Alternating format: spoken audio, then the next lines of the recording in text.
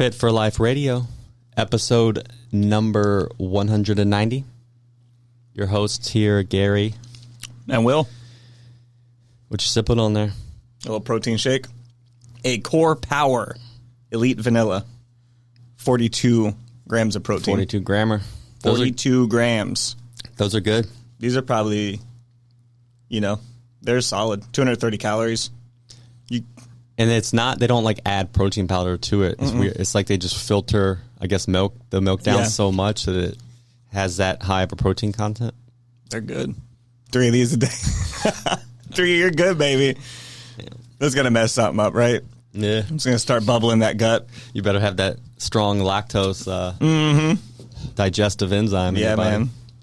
Man. That Mongolian lactose tolerance. You ever read about them? Did they drink yak's milk? Yeah. Is that who milk did that? And blood. That was like their diet. Milk and blood? Yeah. Is that why they conquered half the world? That's what they say, because they were able to stay fueled easier. Whereas the people they're beating would have to have grains, and they didn't always have food. Whereas these people would just, they would just, if they needed to, they rode horses everywhere, and they would just bleed them out. But not to death. They could just stop kind of. Oh my God. It was like the horse was what's the bottles now that everyone carries around? Like those now, your Nalgene or your Stanley? Yeah. Damn, dude. Your Stanley. That's real awful to hear. The horses were their Stanley. They would just get some blood, get some milk right out the teat. I feel like milk that's going to be your main mover, right? Yeah. So basically their food source was moved with them because they were always riding the horsies. And then that blood. You gotta get a lot of nutrients in blood, I guess. It's wild. I'm going to pass, but that seems, all right. You do what you got to do back in the day.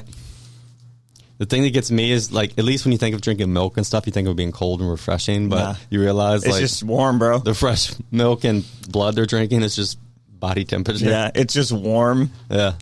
And then I feel like that yak's milk, I don't know. In my mind, it's thicker.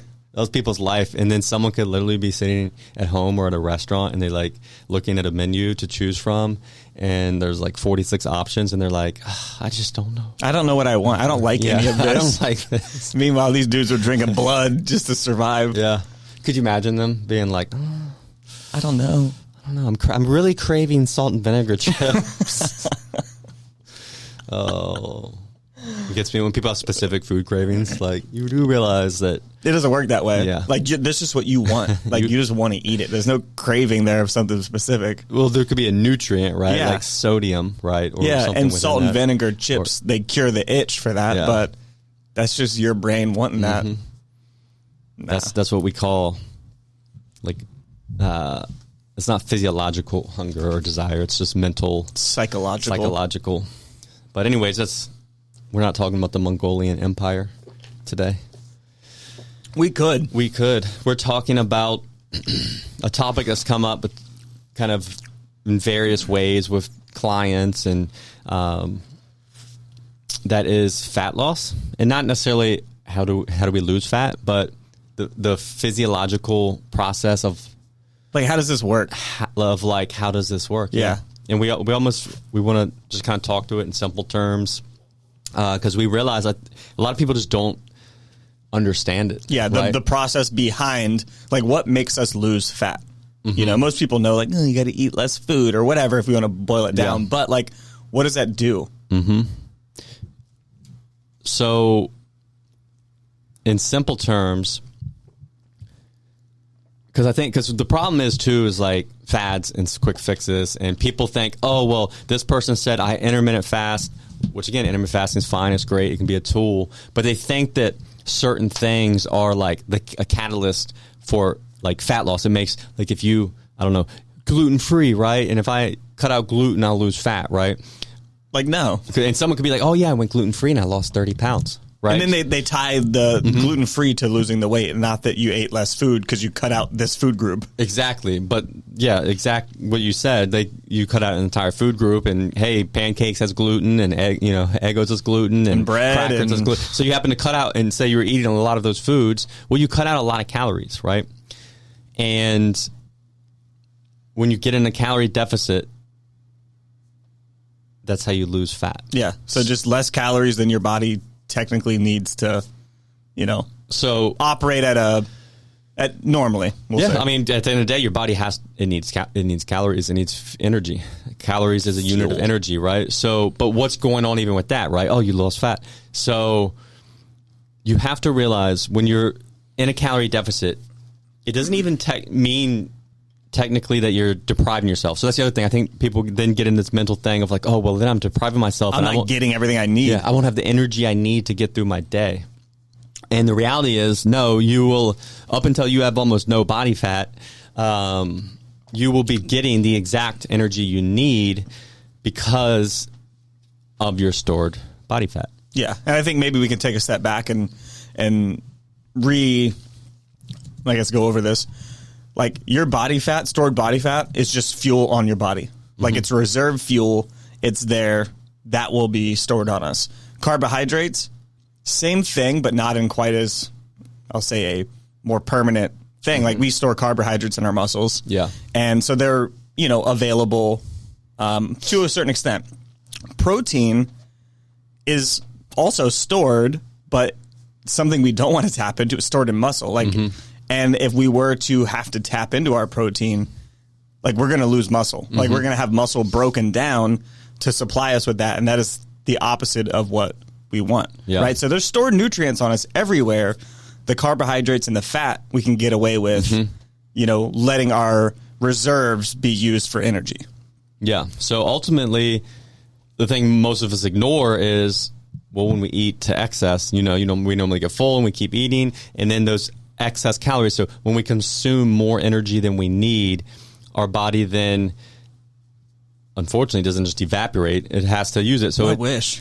It turns it into body fat, right? Now, say you consume excess calories, and some of those are already fat, right? So you have proteins, carbs, fats as your macronutrients. Your body then just turns the caloric energy that if it's fat, it's really, there's no process that has to be done. It can just, it's pretty simple. It stores it as body fat.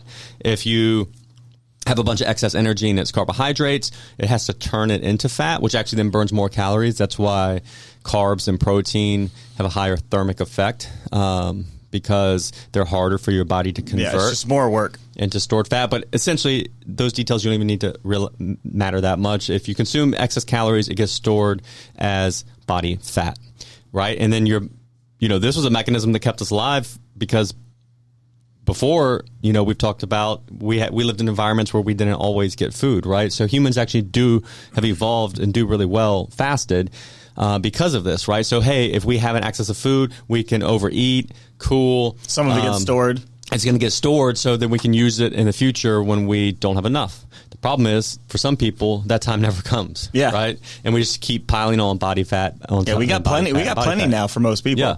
We're good. So to then tap into that stored body fat, which is stored energy, we have to create a deficit of calories, meaning that we basically don't get enough energy from the food we eat, right? But again, when we have stored excess body fat, that's not a problem, right? No, like we have energy just sitting there. So what the body will have to do is it will start breaking down stored body fat to use for that energy deficit, right?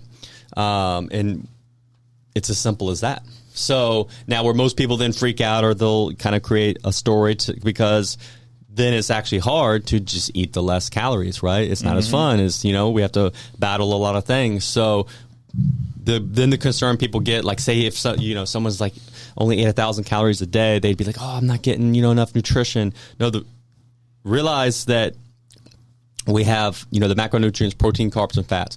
Carbs and fats are energy nutrients. So basically the stored body fat can fill that void. Yeah, you're getting your energy. Yeah. Now, on a daily basis, we also need protein. Our body uses protein for lots of things. It's kind of separate from its role in the body than carbs and fats. So it's not an energy nutrient. Yeah. It can be if it comes down to it, but it's not the primary thing you want to use it for. Yep. So if we're not getting protein from our diet, daily diet, then your body will break down stored muscle, right? Muscle is into the amino acids it needs. Now that's a problem, right? That's why when people crash diet, they lose a bunch of weight. They're also losing muscle, and we know that muscle is something we don't want to lose. It's form and function, and moves our bones, right? So what you want to do is create that energy deficit, but make sure you eat enough protein, right? So even if you ate 100 grams of protein a day, that's only 400 calories, right? But say you ate a total of 1,000, right, which is going to be a deficit. You're getting enough protein. Then you have your vitamins and minerals, which you can create deficits really over time. But you can play it safe if you know you're dieting. Take a multivitamin, multi-mineral pill. So now you're making sure you're eating enough protein. You're taking a multivitamin. And then even if you were only eating 1,000 calories, and say you still had like an active job, right, laborious job, and you still have a high calorie demand and you're working out, say your calorie demand's 3,000 calories, but you only eat 1,000 and you have plenty of stored body fat. Guess what? Your body will just tap into the stored energy and get exactly the amount of energy it needs for that deficit. You would not be falling into malnutrition. You will not, you're not like starving yourself in a sense, right? Now, when you get down to lower body fat, 10, 9, 8% body fat, then your body starts to sound the alarm, right? It struggles to really pull from the body because it's kind of in the danger zone. Yeah, and really, so what it does is metabolically, it will shut down other things, right? Because it's like, I'm getting so little energy. I want to slow down the amount of stored energy I'm using because I don't have much left. So let me shut down. Oh, well, we don't necessarily need our sex hormones. We don't necessarily need, it's going to like make you feel tired, right? So you're not like moving around. You're not expending a bunch of energy. So that is a concern. But again, only when you're already like really lean. Yeah, when we start getting into almost single digit body fat for men at least, and then high teens for women. Yeah. So that is the process, right? And now, yes, guess what happens when then you get in things like hunger, right? So when people start to eat less, I get so hungry. Well, for one, some of that's hormonal. If you're just used to eating all the time and stop for really 2 or 3 days, you could feel really hungry. But again, that doesn't mean you're going to die or anything. Yeah, and then your body will adjust, right?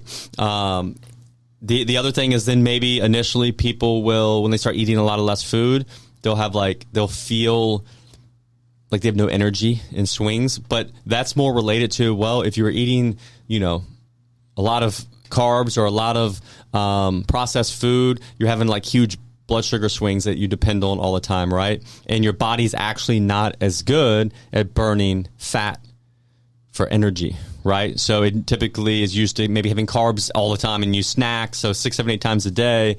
So basically your insulin sensitivity and all that is wacky.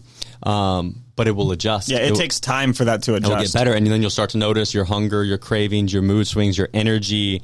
Those swings will go away and everything will be more stable, right? Because again, the majority of the energy it's going to be getting is stored body fat. So you almost have to give your body time to switch gears a little bit when you're doing that. Yeah. And in a way, that's a sign, right? Like if you can't skip a meal or go a long time without eating, it's a problem.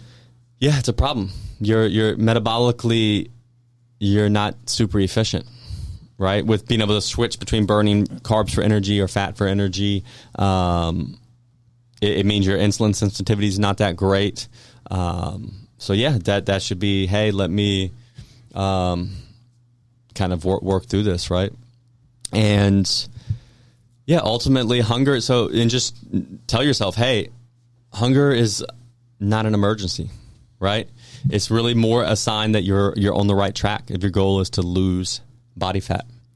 And then you may ask, how do we actually burn the fat? Like what's going on? So again, realize when you eat, our body digests the food, breaks it down into, protein, carbs, fats, goes into our bloodstream, right? Then our body takes it and puts it where it needs it, right?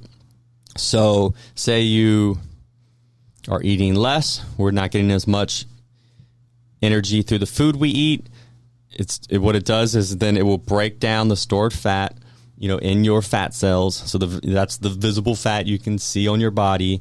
And it releases those fatty acids into the bloodstream. Just like so it's the exact same process, but instead of eating and digesting in those, say, fatty acid cells going into your bloodstream, it just simply is broken down from your body fat and then goes into your bloodstream, and then your body uses it for energy, right?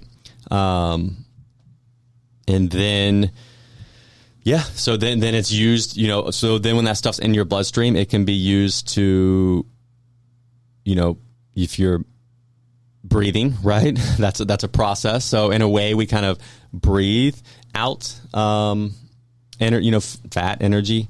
All basically every bodily function requires energy, right? So that is how we oxidize the fat cells. And the biggest thing is mentally. I think if you truly understand that process, you realize that there's no tricks, right? There are none. You can't, again, like we said, I had a friend who said, they did the such and such diet, and lost 30 pounds. It all comes down to whatever can create that energy deficit, so your body has to tap into that store. There's a million ways you can do it. Right?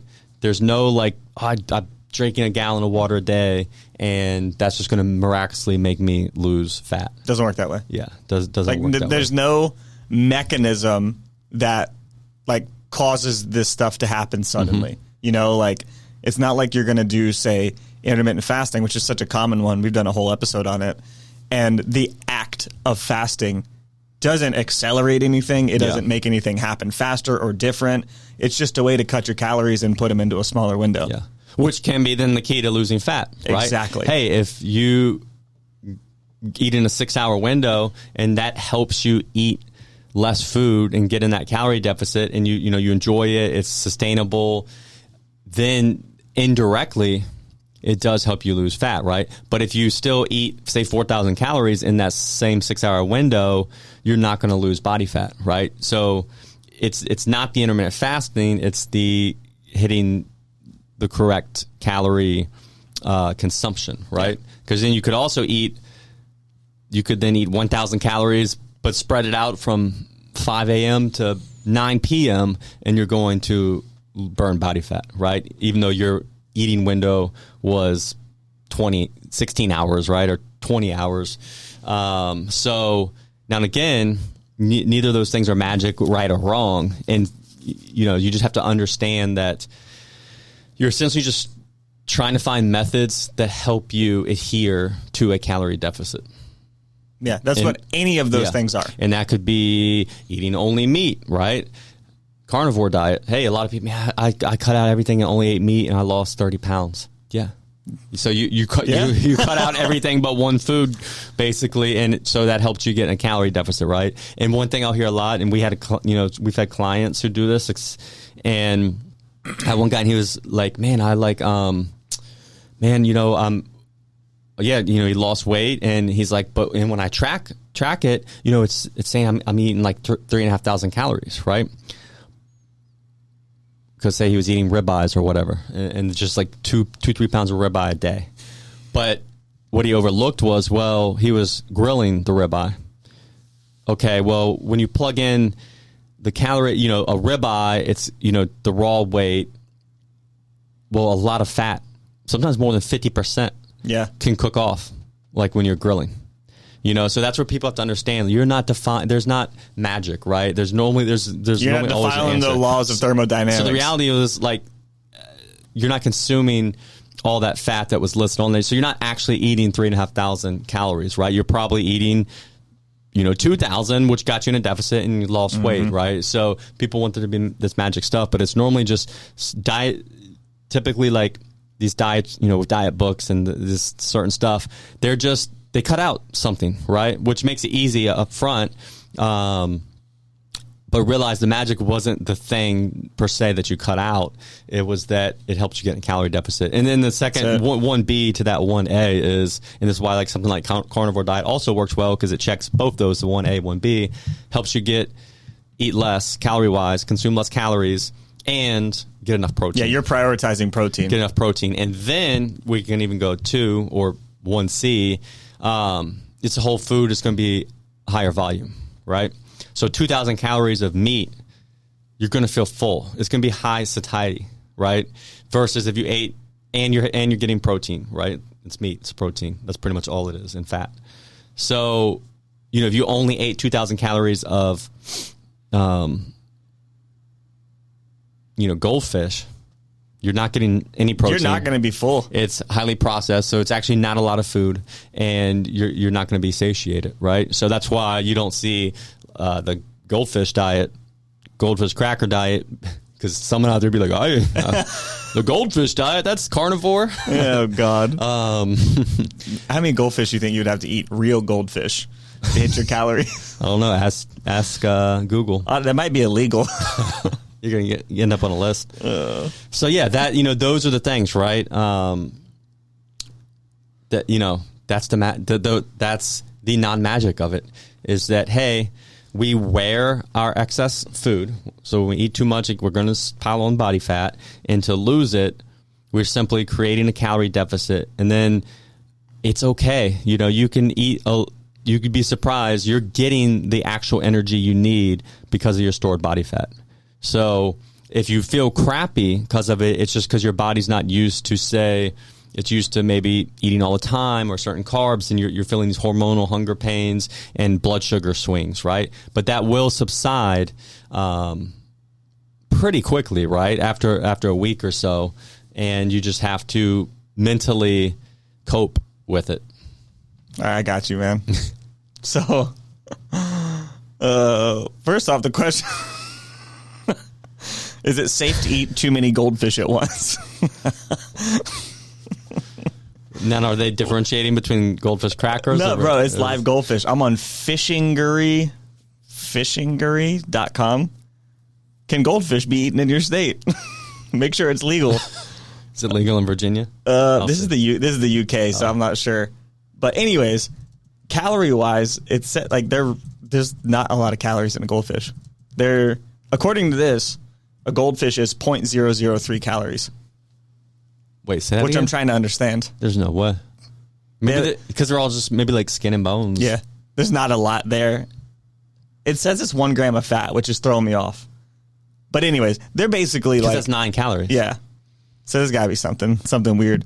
Anyway, so goldfish are not a good source of anything, and they can carry bacteria, so don't eat goldfish. Yeah. In this case, goldfish crackers are probably... Goldfish crackers are probably... They're a better way to go. Yeah. That took a turn. Yeah. Yeah. What are you going to do? Oh, man. If you know me, you know I'm always on the run, up early and home late, so having a 3-hour morning routine isn't really in the cards for me. What is in the cards is AG1. It's a fast way to get vitamins and minerals I need to perform. I first gave AG1 a try because I wanted a single solution that helps support my entire body by filling in nutrient gaps and simplifying my morning routine. Since drinking AG1 daily, I've always felt strong and energized and ready to attack the day. Not only does AG1 deliver my daily dose of vitamins, minerals, pre- and probiotics, and more, it's a powerful, healthy habit that's also powerfully simple. It's 1 scoop mixed in water once a day and every day. I know that AG1 is giving my body high-quality nutrition. Every batch of AG1 goes through a rigorous testing process, so you know that it's safe. And AG1 ingredients are sourced for absorption, potency, and nutrition density. AG1 is a supplement that I trust to provide the support my body needs daily, and that's why I'm excited to welcome them as a new partner. Here is your chance to start every day this season with a gift to yourself. Try AG1 and get a free 1-year supply of vitamin D3K2 and 5 free AG1 travel packs with your first purchase exclusively at drinkag1.com/provengrit. That's drinkag1.com/provengrit. Check it out. So that's simple, right? You get it. Makes sense, Will? Yeah. So it's cool to find a method, right? Mm-hmm. But find a method that allows you to be able to tap into your stored body fat. Yeah. That's basically what we're after. Yeah.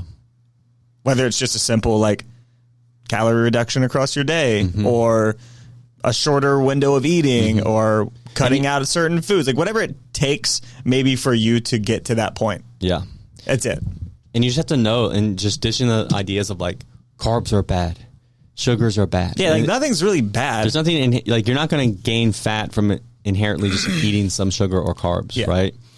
So, and again, that stuff comes from a lot of times these like, oh, carnivore diet, because I didn't eat any carbs and I lost 30 pounds. Carbs are bad. Carbs are bad. No, you just got in a calorie deficit, and you right? ate only protein and you fat. ate sufficient You're protein, great. you know? But hey, for a lot of other people, that's not sustainable. And you know what might be more sustainable? Getting in a calorie deficit, but allowing for some carbs and your protein, and then some carbs with the rest of your calories, right? And just, not making it harder than it needs to be. And knowing that there's trade-offs that have to be made. If you say have gained weight and you're at a body composition you don't want to be at, that came from a period of over-consuming, right? So you're going to have to balance that out. So you're going to have to underconsume. With underconsumption, right? But realize you're not technically under fueling your body. It's getting the energy it needs through your stored body fat. So you're not depriving yourself. You're just using the energy you got from what's the opposite of depriving? I guess from gluttoning. No. The opposite of deprivation. Fortunate. There's not even a word for it. No, there's not. Man, we need Prosperous. Nah. From perspiring, from prospering. Prospering. Nah. You guys get what we're saying. That's crazy. Yeah. And that's all you're doing. Let your body have to fat realize- fill in the blanks. Just because you eat 1,000 calories doesn't mean that's the only energy you're getting that day. Because guess what? You got a lot. It's getting the rest from your stored body fat. That's how we burn body fat. How many so 3,500 calories in a pound of fat, right? Yeah. Like how much stored how many stored calories Well, I mean, so that's the thing. Oh, how many stored calories? do you think somebody would have? Oh, dude, I have a, hold on. Like you got you got a chart? So, hand me my phone. There's a book that broke it down. I got it on my phone. And you make it sound like I keep your phone. With, it was plugged in the wall by Will. I hold his phone until he needs it. That broke it down for like a 160-pound man. Yeah. I think that it would be interesting to bring that up so people can maybe conceptualize like, oh, wow, I have a lot more energy than I maybe thought. Well, you know what the crazy thing is, too? It actually made the obvious point, because we talked about how your body needs protein, too. Mm-hmm. How muscle is actually the better storage organ than fat. Yeah. Because fat's it's incomplete. So you actually would burn through it really quick. Whereas if you have more muscle, it would actually keep you alive longer. Pretty interesting. Let me see here. And that's the other good thing about, we talk about strength training, right? Well, if you are in a calorie surplus and you're resistance training, more of those surplus extra calories are going to go towards building muscle than building fat, or at least some will, right? So, and that's a good thing, because then we have more muscle if you end up hurt and can't do nothing, you won't end up as frail as quick, right? So let's see here if I can find this.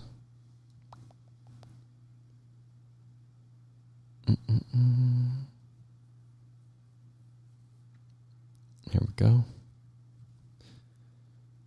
So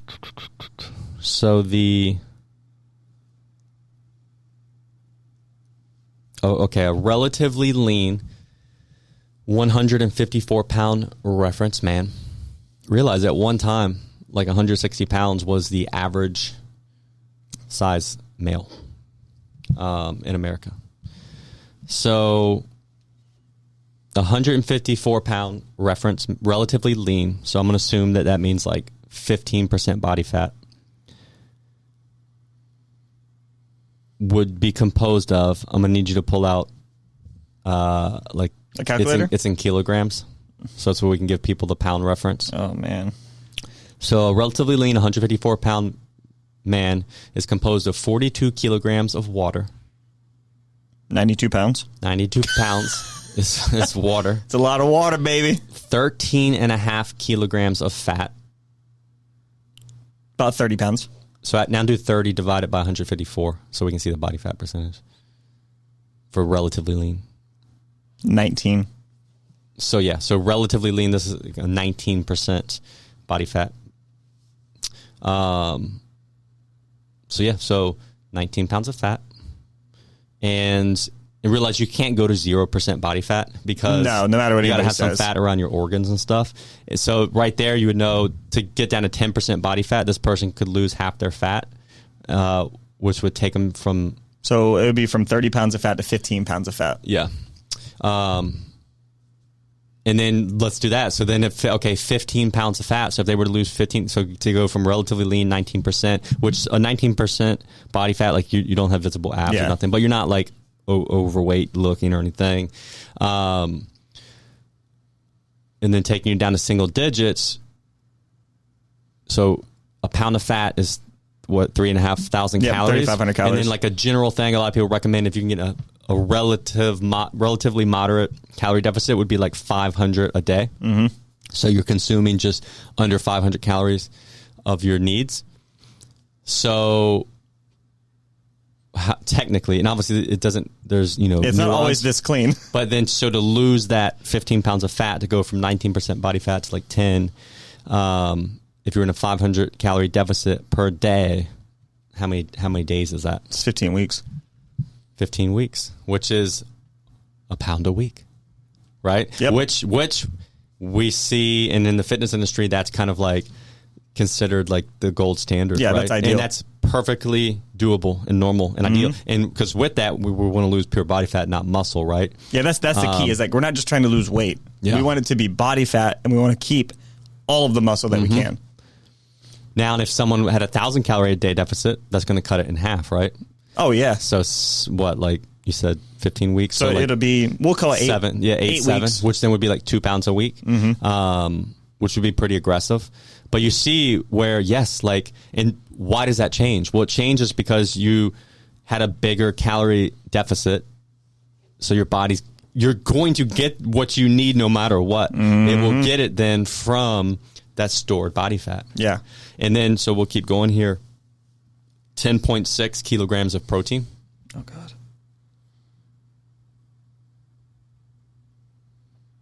23 pounds. So that person has 23 pounds of protein on their body, amino acids, which, and then it's like 3.7 kilograms of minerals, which is like calcium. What are some? Oh man, I'm drawing a blank. What, minerals? Yeah, calcium, magnesium. Yeah. What does it mean? Potassium's. Pull up that chart, Daddy. That periodic table. And then half a kilogram.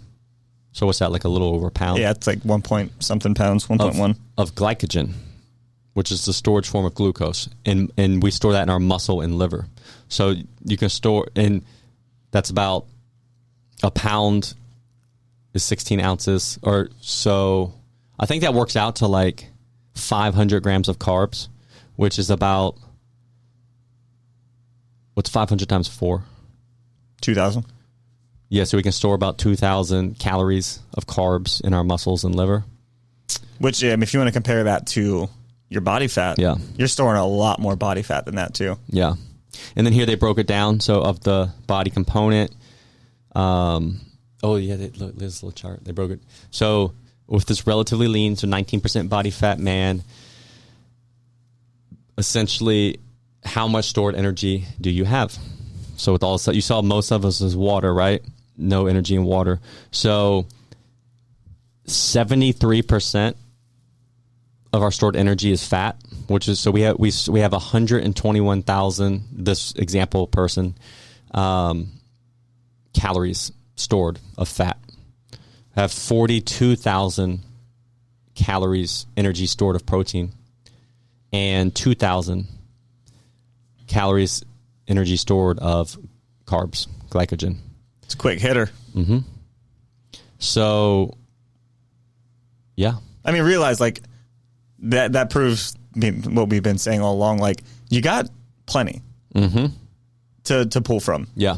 You know, like would you say 100 and something thousand calories from fat? Like, yeah, you got reserves to pull from, and you're not gonna wither away. And that's like we broke down and say, so this person lost half their body fat from 19 to 10, and we said that was 15 weeks, 500 calories a day. So what was the total? It was 52,000 calories. And this right here is 106.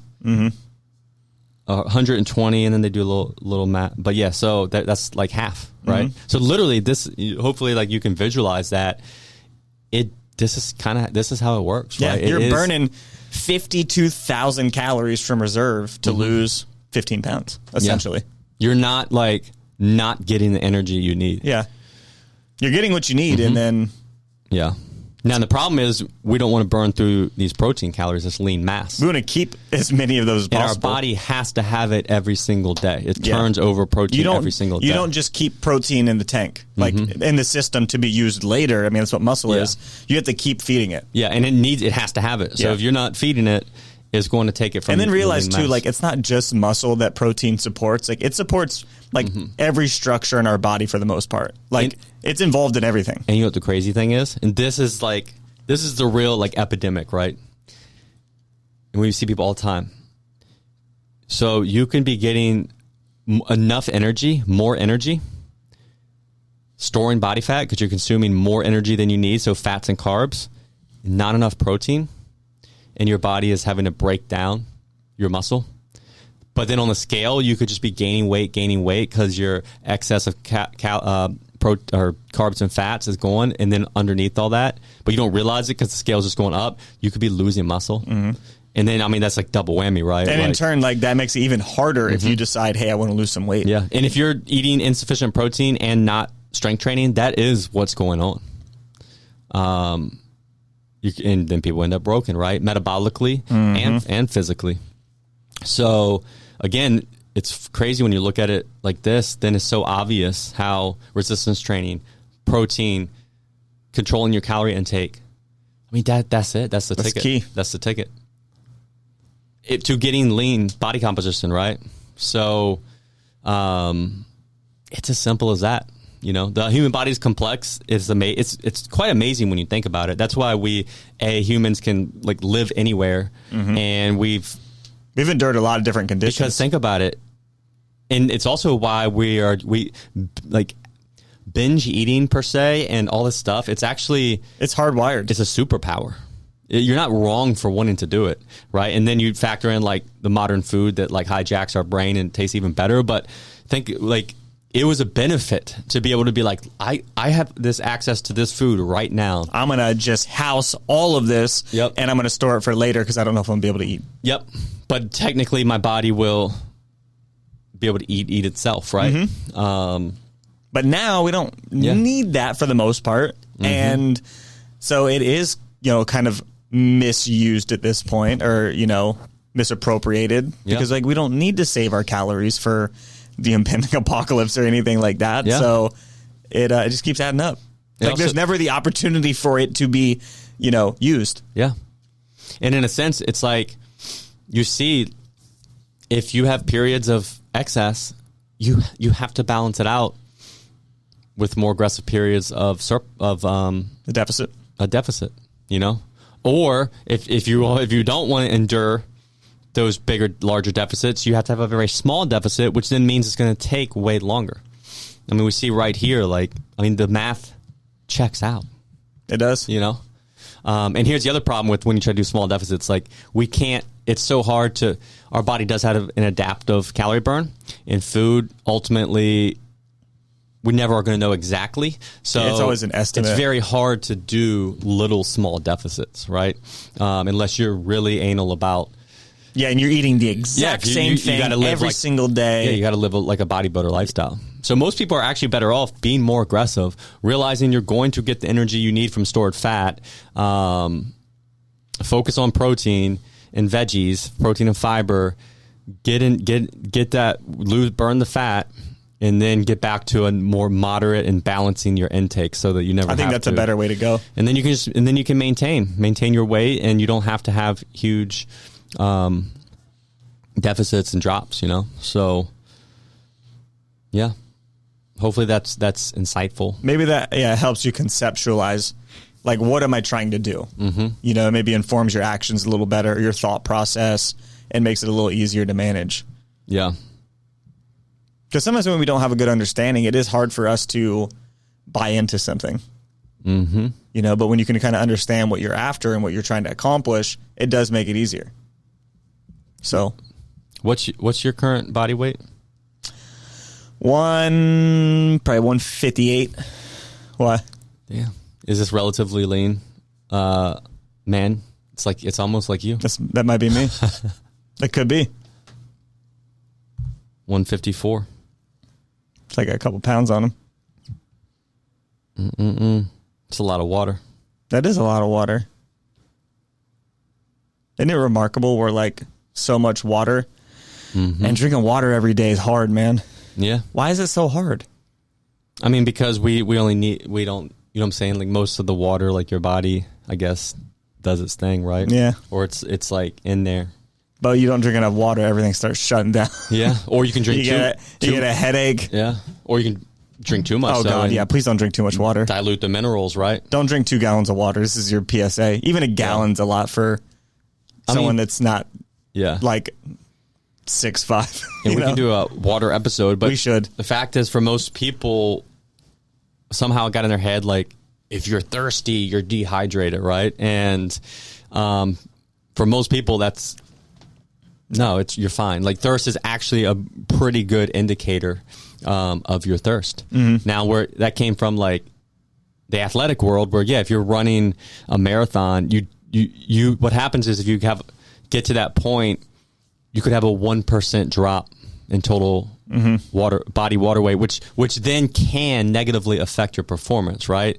So you have to be super calculated about it. But again, if you're just living everyday life, you're not competing in endurance activities, it's fine to have a little drop, right? Oh, I'm thirsty. Let me rehydrate, right? And then when people get like headaches and all that, it's more nuanced than just more water, right? There's a lot of it's minerals. It's only a sign of that, right? So you want some water, but ideally it would be better. Hey, make sure to have it with your meals, so you're consuming, or add sodium or these. So you're getting minerals with your water, exactly, which I'm a big fan of. If you know me, and the reality is, all water used to come with minerals, and right? now it doesn't. And when you look at spring water, a few left. They have lots of like calcium and magnesium and stuff in the water. Well, now we drink tap water, right? So a lot of stuff's filtered out or added. So we're getting this empty water. Mm-hmm. Yeah. Or people will drink tons of water by itself.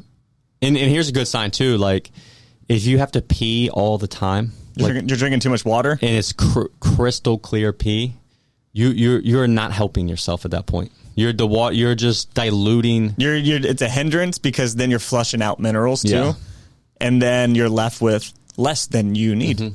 Yeah. So if you're having to pee every 30 minutes, then you're doing too much. Mm-hmm. And a good starting place is like, drink a glass of water with each meal. If you eat 3 meals a day, have a glass of water with it. That ends up being an extra liter of water, and then see how you feel from there. And when you drink the water with your meals, you're getting, it's going to go in with some sodium and some other minerals and vitamins, which then helps as part of the hydration process, right? Yeah, if you cut out all the salt in your diet and you're only eating whole foods, you're going to have a hard time holding onto the water too. Mm-hmm. Part of the role of sodium and these other minerals, like, it helps water retention in the body and your cells. You know what the crazy thing is? When people get where they're just, especially like drinking all that, when they're like, but I'm thirsty. A sign of dehydration or of hyponatremia is like you feel thirsty, because that's because you could be drinking water, and you could have just drank water and then felt thirsty 10 minutes later, and that's a sign that you need more sodium and things like that, because you're diluting yourself. So it's crazy, because it's like people then think, oh, I need more, I need more, I need more. Thirstier and thirstier, and they're actually moving the opposite direction, right? Yeah. It's not good. Yeah. So, just see people with their gallon and 2-gallon jugs and just drinking that whole thing a day. And it's just, I don't think doing anybody a service. We should do a water episode. Yeah. A water and mineral episode. Mm-hmm. And for most people, if you're eating whole foods, there's water in those foods, and that counts the same, right? So there's normally, you eat 2,000 calories of whole foods, like a liter of water in that. So most people, it's like, and then they know it's like average size person, like 2 liters a day. So really, if you drink an extra liter, and then in addition to what you eat, and then go off thirst, like that's a good base, right? So like drink a liter of water plus any extra thirst. And then make sure you got some minerals in there. Yeah. That's it. So please just don't keep drinking water and peeing 12 times a day. Mm-hmm. And that's, decent sign. And on the flip side, if your pee's like dark yellow, you probably need to drink more water. Yeah, just pump it up a little bit. They have those charts and stuff, and ideally it's like straw-colored yellow, light yellow. Just a very light, like a ray of sunshine. Mm-hmm. That's what we're after. Yeah, and also drinking all this water has nothing to do with the old fat loss there. Right? No. Like it's not, you could be eating 5,000 calories if you could be drinking 3 gallons of water and... You're not losing anything. You're not losing anything, You're right? peeing a lot, but you're not losing anything. There it is. All right, let's wrap it up. Hopefully that helps. Hopefully that can make a light bulb go off for someone and just conceptualize it a little easier. Yeah. All right, we'll catch you next time. See ya. As always, thanks for listening, guys. If you want to learn more, check us out at coastalfitnessva.com or garydeagle.com. We'll see you next time.